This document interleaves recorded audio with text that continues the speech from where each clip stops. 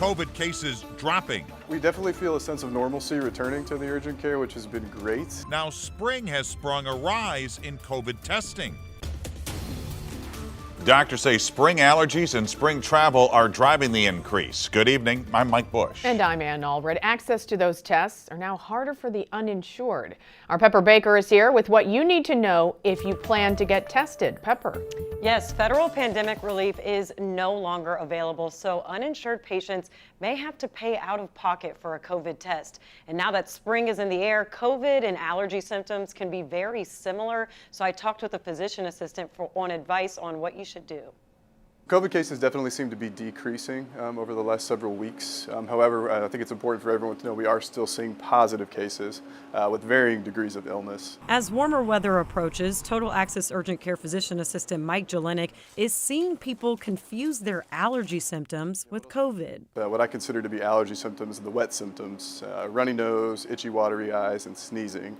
Whereas COVID, it's more of the dry, fever, shortness of breath, cough, body aches. Fever is a telltale sign of COVID, but getting tested is the best way to tell the difference. We've seen quite a few folks that came in thinking it was just allergies, and we ended up doing a COVID test because their symptoms overlapped.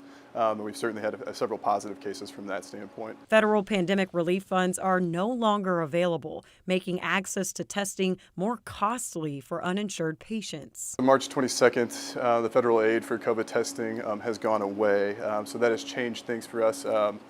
Insurance companies will still reimburse for COVID testing, but for patients without insurance, sometimes that results in an out-of-pocket expense. A PCR test at urgent care can cost up to $200.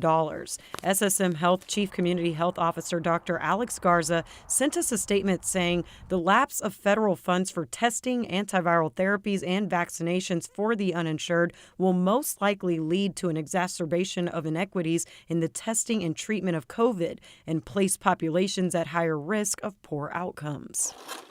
Garza said that may lead to fewer people getting tested, which could potentially increase the spread. If they're feeling sick, don't assume it's allergies.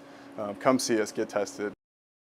Warmer weather also means you may be planning to travel if you haven't already. Jelenic recommends getting tested before and after you travel outside of the region, especially if you're feeling symptoms.